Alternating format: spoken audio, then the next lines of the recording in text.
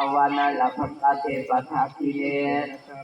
สุขิตาวิรุณาหาพุทธสัสเนอโรคาสุขิตาหตุสาสเพยติพิสักตาวาพุทธรัตนาโอสัทธกุตมังวราอิตังเทวมนุสนาพุทธเตเสนะ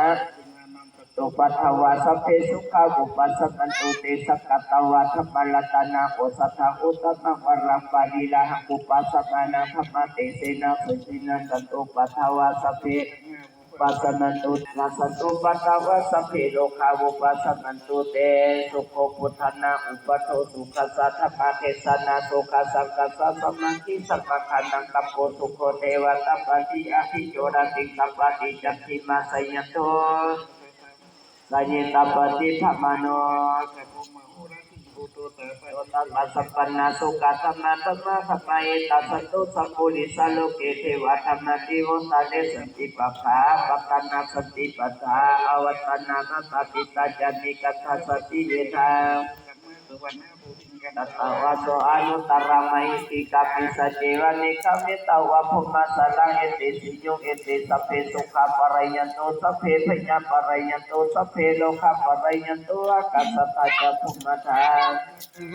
จิกาปุญญโนอนุโมทันตุเจนะคันตุโนสัทธาอากัสสตาจะภุมมาทาเทวนาคามิจิกาปุญญโน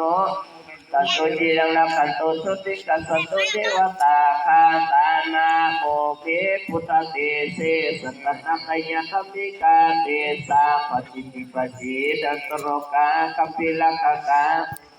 โพโตกาคาเจสระปัสยาปฏิปิภวันตุเตสยะสยะทลานิอุตตินาทินาทิสยะสยะคาคนละตนเอไลไซเซสุเนโนนาจัสสะปนโลาสีสยะคัมพิลาสมภิเอตัโตวะลุโตเตจะอภิวัจจะปัสสุนาโหวะโลเสปิตวาปัตโยอิทิโยสวะกาสัพพะละโตภวันตุเตสยะธรรมโมจะสังโฆจะทันนปะโรจะสยะตังเตเตนะสยะเตสุภวันตุเตเตนะพุทธเตเสนะอัครังสยโยปิปุตตะสิริมะโตยัมมะลาสัจจมาติมะโตปะราสโยปะราสโยไสโยโพธิมะเตโออาสัยยะตถาสัพพะนามะเยสโยปิปุตตะสิริมะโตยัมมะลาสัจจมาติมะโตปะราสโยไสโยโพธิมะเตโมติอาสัยยะตถาสัพพะนามะเยสโยปิปุตตะสิริมะโตยัม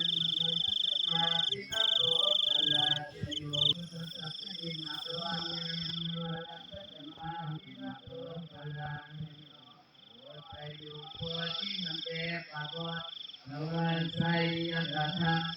ภะคะตามะเยสโย